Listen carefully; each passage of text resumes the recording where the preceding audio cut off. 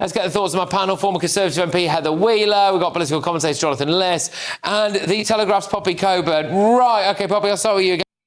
So what do you make of Farage's mass deportation plan? I mean, look, forget one in, one out. Why not just out? I literally do not think you could come up with a better policy that goes through comprehensively exactly what you need to do to fix the migration system. You know, I think Farage has been accused for so long by Labour and the Conservatives of being all slogans, all bluster. He hasn't got a plan. He doesn't actually know what he's going to do. Well, he's got one now. It's totally comprehensive. He's got a roadmap. He knows the conventions we have to leave. He knows the legal challenges that he's going to have to face. And he's also willing to make tough decisions. He's willing to make a deal, for example, with the Taliban. And just quickly, because I'm sure people are going to say, that's unconscionable, how could you do that? Well, Germany, OK? Germany, the EU's Germany is also looking into a returns agreement that would mean the recognition of the Taliban government. This is just a common sense solution to have a sane and safe migration policy that works for everyone in Britain. OK, Heather, your... The ridiculous nature of what she just said, right? She says right there earlier, no, not one in, one out. Because even though I do agree, the one in, one out, it's very stupid. There's no point to it, okay? She says, well, no in at all. How about just out? But then she recognizes the fact that even if Nigel Farage's plan was to be implemented, it had to be made. You have to make a deal with the Taliban, because Germany also did so. She says she used an example. So you do recognize that you can't just take people out of your country and just put them anywhere. You got to actually make a deal. That's the whole point. This idea that with the deal that Starmer just made with France, well, if Nigel Farage wants to do his own, he doesn't have to make a deal with whatever country he wants to. That's just not the case. He's also going to have to make some form of commitment, some form of deal, and has to consider on a few things as well. But the problem is right now, it actually doesn't actually require him to actually carry out the plan.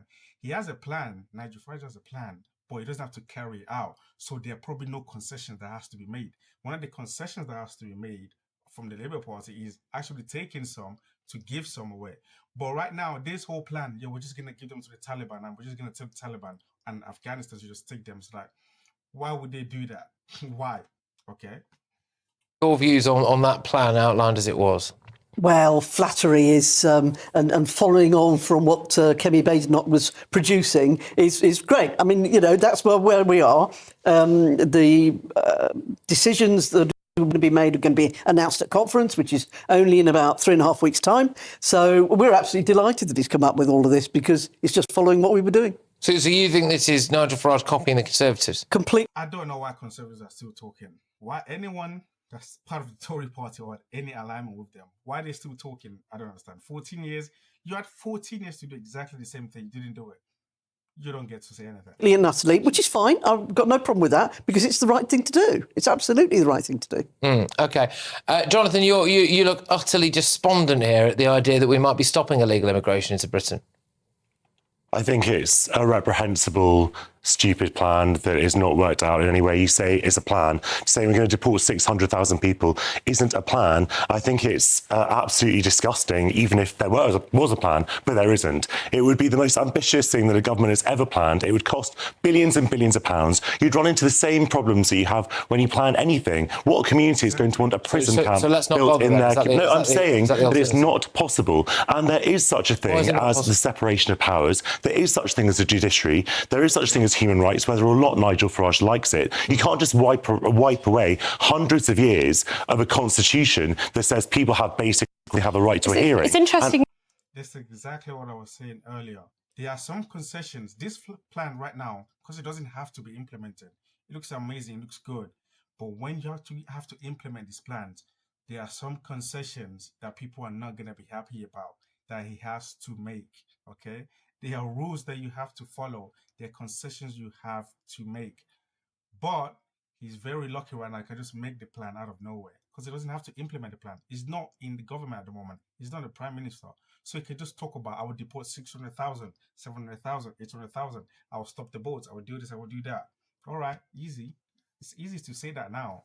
You bring up the constitutional aspect, because I can tell you that the Human Rights Act was introduced in Britain in 1998. OK, that's not the Magna Carta. That's something that's, nearly as old as I am. Well, Magna Carta does, in fact, provide for a separation of powers. Does it say that if and you are... And we've had successive policies over those 8 centuries that say a government, the executive, whether it's a king or prime minister, cannot simply do what he likes with... You'd carry on, because it's costing us billions a year now. Patrick, as we talk about migration. His Nigel Farage's plan is going to cost hundreds. It's going to cost money anyways, right? Like, he has to make a deal with the Taliban. What is it? What's the deal? You send people back. What are you going to do with that? Are you not going to pay them? Are you not going to give them some aid? Are you not going to consider some parts? You're going to pay for it anyways. This idea that it's costing us billions to house migrants, you're going to have to pay these countries that you're putting these migrants in anyways. Asylum literally every week. You know perfectly well what my position is, that we should have a humane asylum policy where people are allowed safe and legal routes to come here, so we don't need the boats. OK, so Poppy, the slight thing that people are picking up on here is the idea that he might be willing to deport women and children. Would you? Yeah, of course. I mean, if illegal means anything, it means illegal. OK, if we're not having a distinction of a rule that must be followed for everyone, it doesn't work. I mean, I'd like to point out, by the way, that there are 123 million people around the world who are currently be displaced because of war. OK, I'm not saying that those people should be forced back to their countries, but it's a massive logical leap to go from that is what you're saying. I am fleeing Afghanistan to I deserve to settle in Britain. There's a lot of countries along the way. The point is that there are pull factors that muddy the line between refugee status and economic migration. But that's why we have the asylum system. This is why David Blunkett of the Labour Party has suggested leaving the ECHR. He's not Putin. Well, look, he's on the right of the Labour Party. Oh, come on. Of course he's on the right of the Labour Party, Patrick. Of course he is. It's not really been far right, is it? I mean...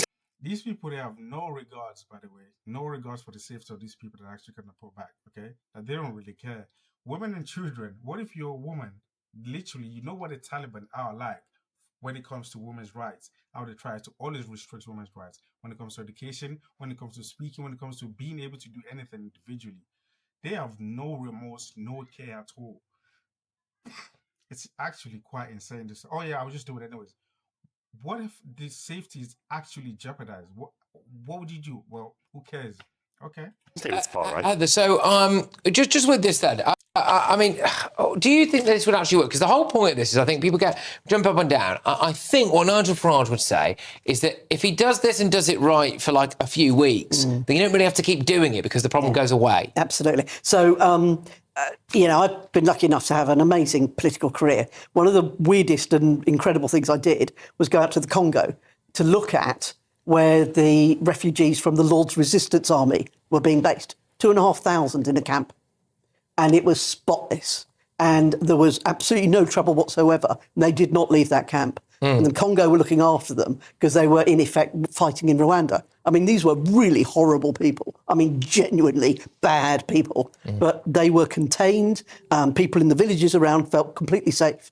So we don't know how many of these people coming over in the boats are bad people. We just don't know. Heather, you can understand that people are not exactly going to trust your party on this, given that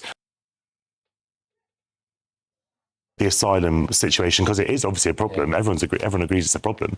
It kind of was completely ballooned. So why would anyone trust your party? Well, the answer is we're coming up with ideas right now. Because that's what we've got to do. You can see Farage coming. You're trying to. Who cares with your ideas anyways? Should we trust Keir Starmer? Because didn't he sign a letter to keep foreign offenders in Britain? Patrick, as I've said to you many, many times, I do not support the Labour policy on migration. And I also think you support the one where he signed the letter to keep the foreign criminals in Britain. I also think that there is such a thing as a Good Friday Agreement. You just want to answer that? Also, I don't know what letter you're talking about. Okay, but there is also such thing as a Good Friday Agreement and the agreement with the EU, which demand that we are part of the European Convention of Human Rights. So if you want to sort of compromise peace in Northern Ireland and also get a no-deal Brexit, then that's something that we should talk about. Okay, so is that a problem? Because that is the line that's coming out. If we scrap the ECHR, we scrap the Good Friday Agreement. Is that a problem for you, Poppy, or not? I mean, obviously it's going to be problematic, but I think it's far more problematic to ignore the issue that's now polling as the #1 most important issue in the country, country. Okay, it's been important to people for 25 years. There is no choice anymore. You don't get to moralise to people. You don't get to tell them that they're wrong. People have been very, very clear. It's destroyed the Conservative Party. It's currently destroying the Labour Party. It's going to make Nigel Farage Prime Minister. So I think we all just need to make peace with the fact that this is the only sensible way forward. You need to have a proper migration policy and a proper refugee policy for the 21st century. On that, then, Heather, where are the Tories, or where should they be, in your opinion, on the ECHR? Because there are benefits to the ECHR. We've kind of said that through gritted teeth, but there are, and the reform plan is to scrap it all. Would it lead to a war again on the island of Ireland?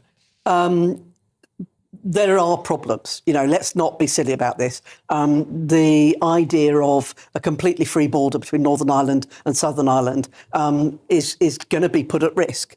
The Northern Ireland people don't want a border. And we say to the Southern Ireland people, if you don't like it, well, you pay for a border. And it's as simple as that. Well, that won't help matters. It'll actually make things worse. But in the short term, I think we need to absolutely look and see what Denmark are doing. Absolutely look and see what Sweden are doing. Absolutely look and see what Germany are doing. Well, none of them are putting out the ECHR, that's for sure. Well, that is a good point. I don't think these people actually realise how extreme putting out the ECHR actually is. It's like you're saying, oh yeah, well, this country did, this country did it. None of these countries are actually taking such a drastic measure, such a drastic step to actually deal with the situation. So trying to compare, well, they did it, so we can do it. No, this is a different scenario. This is a different situation, okay? This country isn't part of the EU anymore. So you're possibly there, like looking at different challenges there. So don't compare this country to another one. It's like it's totally different. So they're getting derogations left, right, and centre from it. So absolutely. If you want to talk about things that have destabilised Northern Ireland as well, I mean, Ballymena recently had loads of riots over the placement of refugees and HMOs. If you want to talk about the most destabilising force in Britain right now, it's the placement of people in asylum hotels and HMOs. She uses Ballymena, the same Ballymena that people rioted over an accusation. That's all it was, by the way. It was an accusation that something has happened and this person in a migrant hotel committed that crime, or these two people committed the crime. And that was it. There were no conviction. I don't even think they were necessarily put in, arrested or anything here. Okay, they were just assumptions, and then there was a riot. So you saying, oh, word is causing destabilization. No, that's not causing destabilization. That's just people rioting for literally no sensible reason, because they were not convicted and they were not proven to be guilty yet. Okay, people were just going off the narrative.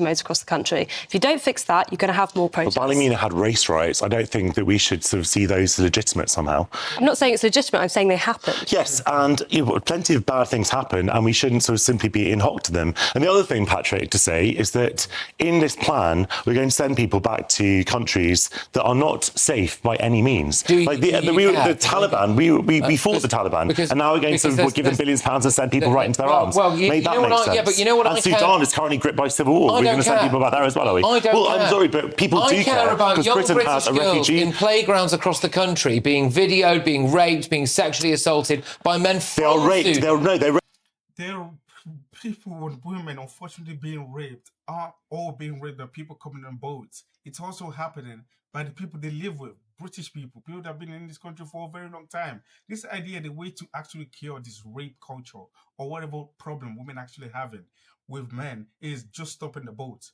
It's just not the case. These people do not care about women's safety any bit at all. They don't care at all. Okay, that's why the only time they ever speak about it is when it has some form of reference to illegal immigrants. That's it. As long as it's done by an illegal immigrant, they're willing to talk about it and protect women's safety. But if it isn't done by someone coming on a boat, they don't care. These people do not care about women's safety any bit at all. They don't. Raped by British people, 85% of white British people, 85% of cases. But I can't. We can deal with that. We can deal with anything. Deal with that. I really have a problem with the idea of Afghan rapists, raping a 15-year-old girl in Scotland. I have a problem with that, and I'm sorry, but if the price to pay to stop that is to send a few people back to Afghanistan, I don't know how many people out there care Britain about takes that. far fewer asylum seekers than comparable European countries. Those other European countries, They manage the situation. They are not leaving the ECHR. The in only Holland? countries have left that are Russia and Belarus, and we cannot It's say that we have a destabilising every single reputation. European country. It's literally destabilising every single European country 10 years ago that did not have a hard right party now has one because of the asylum issue. It will destroy any political party that ignores it. Do you think? I mean, obviously, you're a lifelong Conservative. I kind of expect what you're going to say here, but yeah, you look at that from Nigel Farage today. Do you think that's the election now? It's his to lose. I think it's helpful that he's finally brought out a plan because he's been talking about it for 4 months and he hasn't done it before. The fact that the plan is actually based on our bill that we put in that they didn't vote for, unbelievable. But, you know, I think we can all push in the same direction on this one. I genuinely do. All right. Well, there we go. I suppose the proof will be in the pudding, won't it, really? At the end of the day, her saying, yeah, well, every country is having a hard right party right now and it's causing a massive problem around Europe, around the world. The only reason why that's the case is 2 reasons. Number 1, misinformation, and 2, people being reactionary. People being dumb as well also has some... It also like has something to do with it. But generally, it's misinformation and people being reactionary. Those are the 2 things stoking the increase in the hard right party actually forming. Because if anyone actually has some level of common sense and rationality and critical thinking, they would not agree with this narrative that's been painted by these people. But that's just my thoughts. If you disagree, put it down in the comments below. If you're new to the channel, subscribe and also drop a like on the video.